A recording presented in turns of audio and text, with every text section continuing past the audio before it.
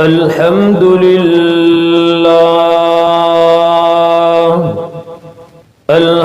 لله والصلاة والسلام على من لا نبي بعده وعلى آله الذين أوفوا العهد الذين هم مفاتيح الرحمة ومصابيح الغرر أما بعد فأعوذ بالله من الشيطان الرجيم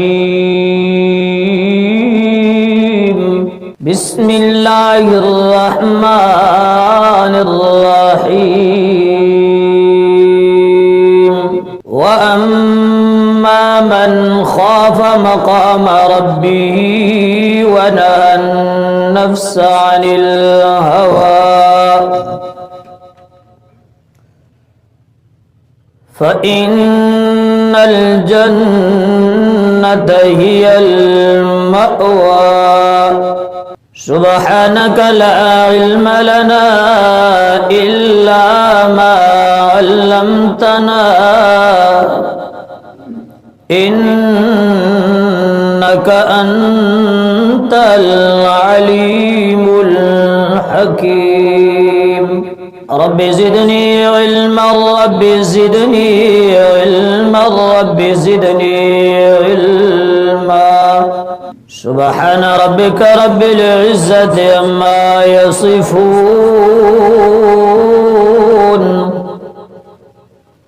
وسلام على المرسلين والحمد لله رب العالمين کرو عبادت کا دھوکا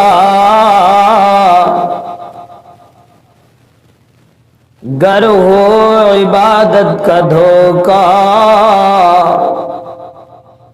بزرگوں کی وہ تعظیم نہ کر جو حصہ خاص خدا کا ہے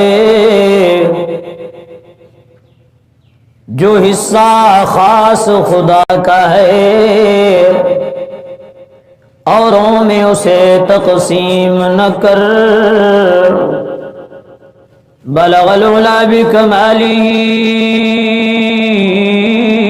کشف الدجى بجمالہ حسنت جمیع خصالہ صلوا علیہ وآلہ اللهم صل على محمد وعلى آل محمد كما صليت على إبراهيم وعلى آل إبراهيم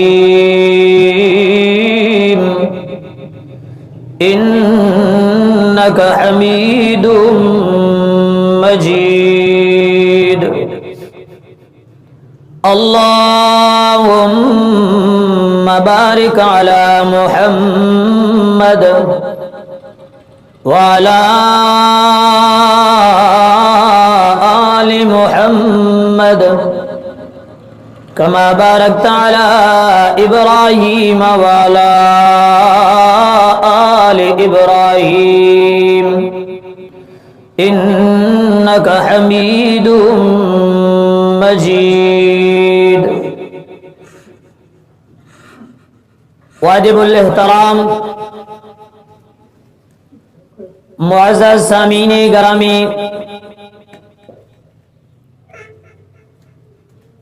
جامعہ مسجد علی المرتضی جمعۃ المبارک کی اس مختصر سی نشست میں دعوت و تبلیغ کے حوالہ سے ملاقات ہو رہی ہے۔ دعا ہے کہ اللہ رب العزت میری اس حاضری کو اپنی بارگاہ میں منظور و مقبول فرما کر نجات کا ذریعہ بنائے۔ آپ حضرات کی تشریف آوری کو بھی اللہ رب العزت اپنی بارگاہ میں منظور و مقبول فرما کر آخرت میں نجات کا ذریعہ بنائے۔ میرے محترم معزز سامعین گرامی، آج کے اس مختصر سے وقت میں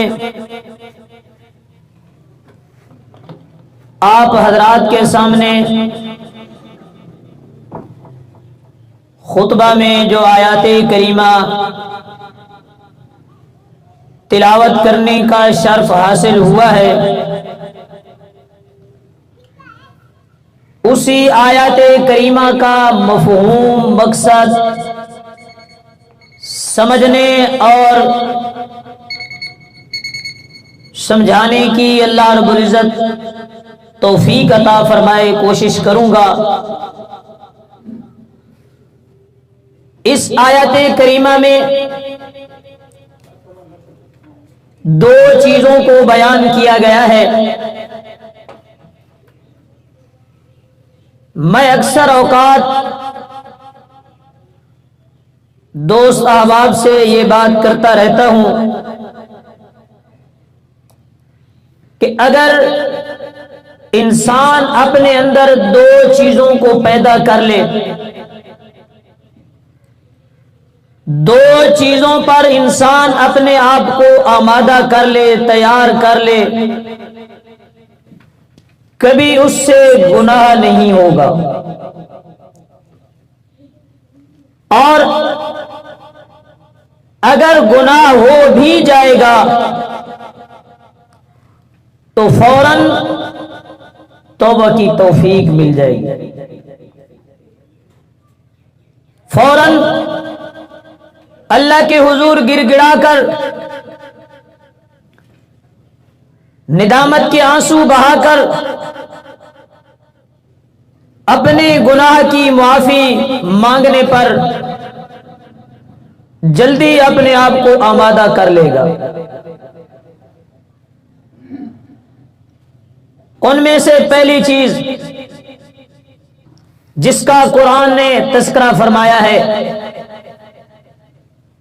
کہ انسان اپنے اندر اس چیز کو پیدا کرنے کی کوشش کرے، اپنے آپ کو اس پر عمل کرنے کے لیے آمادہ کرے، وہ کیا ہے؟ فرمایا وَأَمَّا مَنْ خَافَ مَقَامَ رَبِّهِ، اپنے رب کے سامنے کھڑے ہونے سے ڈر جائے، خوف کھا جائے۔ کس دن کا کھڑا ہونا، کس دن کی حاضری سے خوف کھا جانا، کیسے مقام کی طرف قرآن کی یہ آیت کا یہ حصہ اشارہ کر رہا ہے۔ دوسرے مقام پر میرے رب کے قرآن نے اس کی تفسیر اور تشریح فرمائی ہے۔ وہ دن جس دن اللہ کے سامنے حاضر ہو کر کھڑا ہونا ہے، حساب و کتاب دینا ہے، اس کی منظر کشی کی ہے۔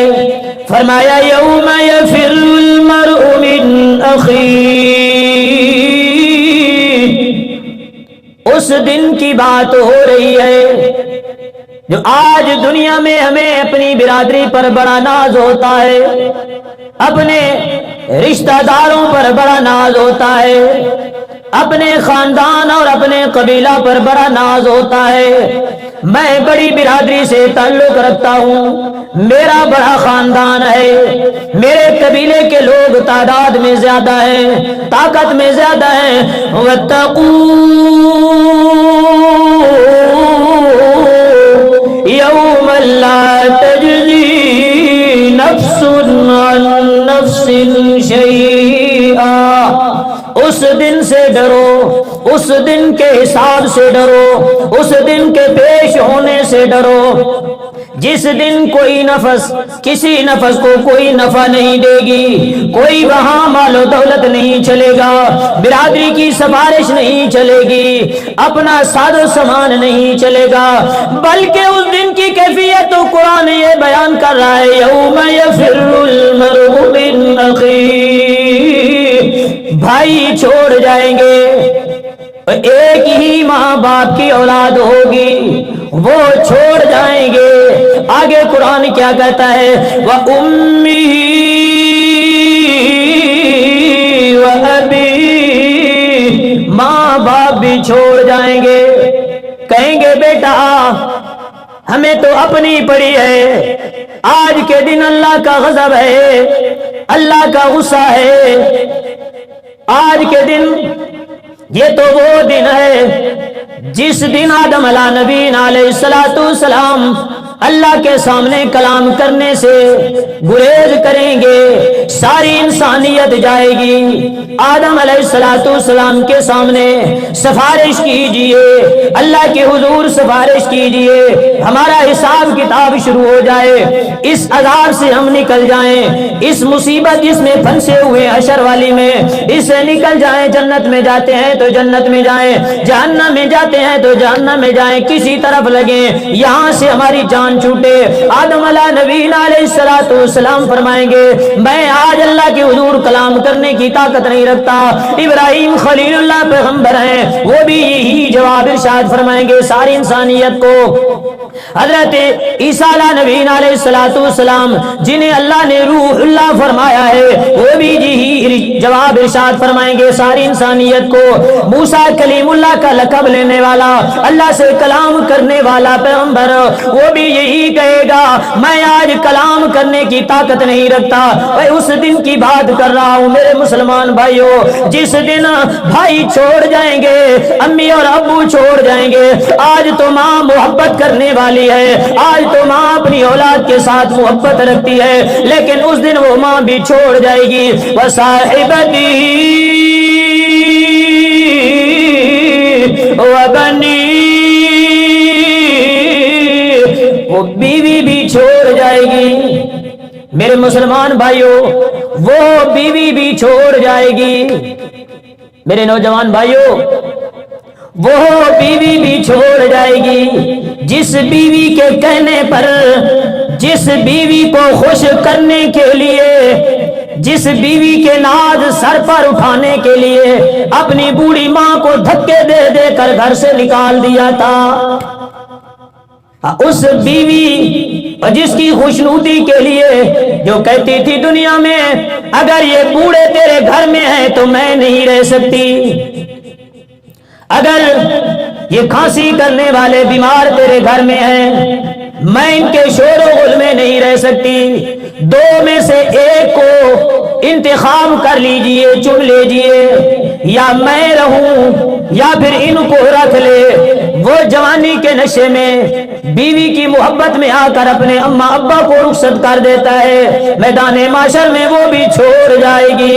अरे भाइयों, मैं किस मैदान माशर की बात कर रहा हूँ जिसको कुरान ने कुछ इन अल्फाज में बयान फरमाया है। उस दिन ऐलान होगा वमताजुल यौम अय्युहल मुजरिमून, आज के दिन ऐ मुजरिमों, ऐ अल्लाह के मुजरिमों, मोमिनों से जिन्होंने अल्लाह की बात को माना है, जिन्होंने शरीयत के मुआफिक जिंदगी गुजारी है, उनसे जरा अलग हो जाओ, उनसे जरा अलहदा हो जाओ। मेरे मुसलमान भाइयों, मेरी और आपकी क्या कैफियत होगी, मेरी और आपकी क्या हालत होगी। हमारा चलना गुनाह है, शरीयत के खिलाफ चलते हैं, हमारा बोलना गुनाह होता है, शरीयत के खिलाफ बोलते हैं। कुरान कहता है लानतुल्लाह अलल काज़िबीन, झूठे पर अल्लाह की लानत है। खुद कुरान भी पढ़ रहे होते हैं और अपने ऊपर लानत भी कर रहे होते हैं, सारा दिन झूठ का कारोबार करते हैं। इसी तरह नहीं है, सारा मुआशरा झूठ पे चल रहा है, सारी बात झूठ पे चल रही है। اور ہمارا بولنا بھی شریعت کے خلاف گناہ ہے، ہمارا دیکھنا بھی شریعت کے خلاف ہے۔ قرآن کہتا ہے نظریں جھکا کر چلو، نظروں کو زمین پر رکھ کر چلو۔ آج ہم کس طرح چلتے ہیں ہر ایک کو پتہ ہے، معاشرے کی صورتحال سب جانتے ہیں۔ میرے مسلمان بھائیوں، میں اس انسان کی بات کر رہا ہوں، اس شخص کی بات کر رہا ہوں جن کا نہ بولنا گناہ، نہ سننا گناہ، نہ ان کا قدم اٹھنا گناہ کی طرف۔ امام اعظم ابو حنیفہ رحمہ اللہ تعالیٰ کے بارے میں ایک واقعہ میں لکھا ہے، ساری رات اس آیت کو تلاوت کرتے رہے، وَامْتَازُوا الْيَوْمَ أَيُّهَا الْمُجْرِمُونَ۔ اور جن کی فقہ پر آج ہم عمل کرتے ہیں اور جن کی لکھی ہوئی فقہ کو اللہ نے اتنی مقبولیت عطا کی، قیامت تک اس کی حفاظت ہو رہی ہے۔ سارے انسان قیامت تک آنے والے سارے مسلمان اسی فقہ پر چلتے رہیں گے جو فقہ حنفی ہے، فقہ حنفی کو ماننے والے اسی پر چلتے رہیں گے۔ اور امام اعظم ابو حنیفہ رحمہ اللہ تعالی یہ کہہ رہے ہیں، یہ فرما رہے ہیں، مولا اگر اس دن میرا شمار مجرم میں ہو گیا، گناہ گاروں میں ہو گیا، تو میں کہاں جاؤں گا؟ دیکھو، اور جنہیں تابعی ہونے کا شرف بھی ہے، میرے محبوب صلی اللہ علیہ وسلم کے ارشاد مبارک کے مطابق وہ زمانہ بھی ملا ہوا ہے جس کو میرے محبوب نے بہترین زمانہ ارشاد فرمایا ہے، خیر القرون ثم الذین یلونہم ثم الذین یلونہم۔ تابعین کا زمانہ بہترین زمانہ میرے محبوب نے ارشاد فرمایا۔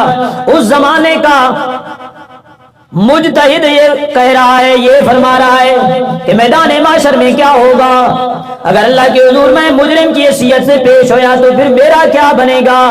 آج 14ویں صدی کے مسلمانوں، میرے مسلمان بھائیوں، آج اس معاشرے میں ہر طرف بے دینی ہی بے دینی ہے، ہر طرف شریعت کے خلاف ہی کام ہو رہا ہے، پھر ہمارا کیا ہوگا میدان معاشر میں؟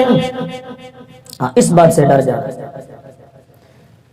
کہ وَأَمَّا مَنْ خَافَ مَقَامَ رَبِّهِ، اللہ کے سامنے حساب کے لیے، اللہ کے سامنے نامہ اعمال کے حساب کے لیے پیش ہونے سے ڈر جانا۔ جب اللہ کا خوف دل میں پیدا ہو جائے گا تو پھر گناہ نہیں ہوگا، اسباب ہوں گے تب بھی نہیں ہوگا۔ جب اللہ کا خوف دل میں آ گیا، سیدنا فاروق اعظم رضی اللہ تعالیٰ عنہ، خلافت کا دور ہے، حکومت کا دور ہے، وہ فاروق اعظم رضی اللہ تعالیٰ عنہ تھے حکمران، آج کل کے حکمرانوں کی طرح نہیں۔ آج کل والے تو نشے میں بے ہوش ہوتے ہیں، اپنی جان کی فکر نہیں ہوتی، پتہ نہیں ہوتا کہاں پڑی ہے، کیا نہیں ہے۔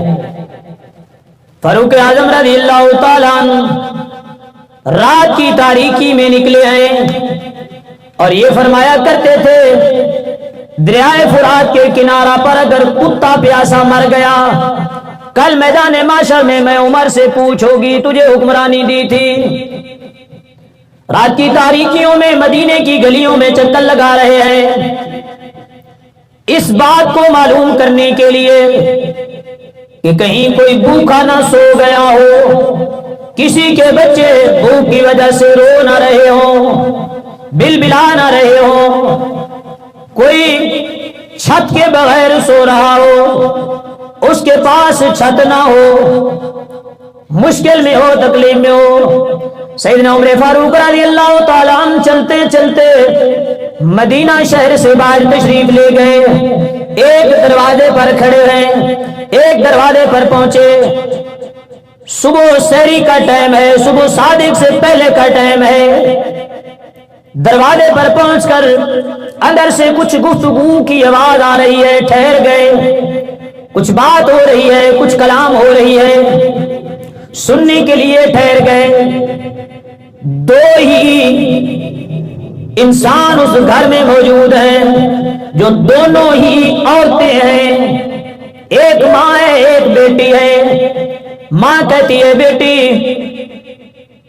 آج ہمارے جو گھر کا گزارا ہے وہ بکریوں کے دودھ پر ہے. ہم اس دودھ کو بیچ کر گھر کا گزارا سرکٹ چلاتی ہیں, اخراجات پورے ہوتے ہیں.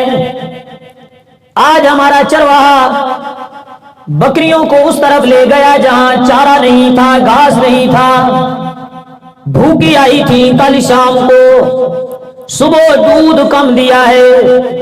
یوں کرتے ہیں دودھ کے وزن کو پورا کرنے کے لیے, مقدار کو پورا کرنے کے لیے روزانہ ہم 4-5 کلو بیچتے ہیں. آج تو 2 کلو دودھ ہے, ہمارے گھر کا گزارا تو نہیں چلے گا.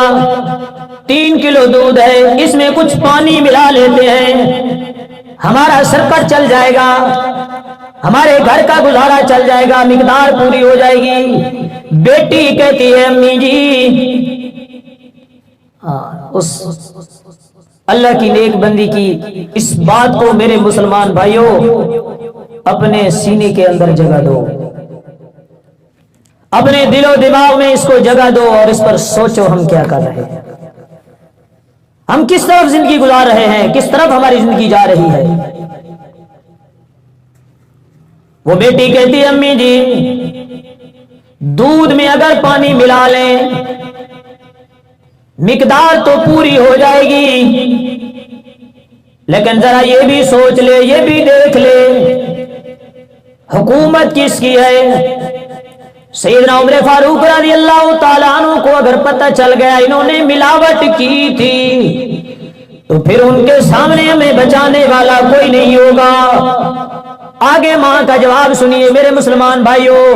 وہ ماں کہتی ہے میری بیٹی آج حکمران اپنے نرم گرم بستروں پر سوئے ہوئے ہوں گے, عمر فاروق رضی اللہ تعالیٰ عنہ کو کون بتائے گا, یہاں میں اور آپ ہیں اور تیسرا کوئی نہیں. تو وہ بیٹی کہتی امی جی ٹھیک ہے میں یہ بات مان لیتی ہوں, ٹھیک ہے میں آپ کی اس بات کو تسلیم کر لیتی ہوں. سیدنا عمر فاروق رضی اللہ تعالیٰ عنہ تو اپنے وزیر اعظم ہاؤس میں, صدر ہاؤس میں, خلیفۃ المسلمین کے بنگلہ میں آرام فرما رہے ہوں گے,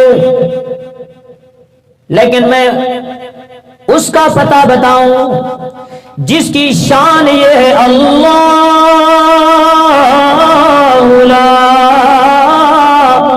الہ الا هو الحی القیوم لا تأخذه سنة ولا نوم. امی جی ٹھیک ہے عمر فاروق تو نہیں دیکھ رہے, نہیں سن رہے, پر عمر کا رب تو دیکھ بھی رہا ہے, عمر کا رب سن بھی رہا ہے. کل میدان محشر میں جب اللہ کے حضور کھڑے ہوں گے, اللہ کے حضور ہم پیش ہوں گے, تو پھر وہاں کیا جواب دیں گے.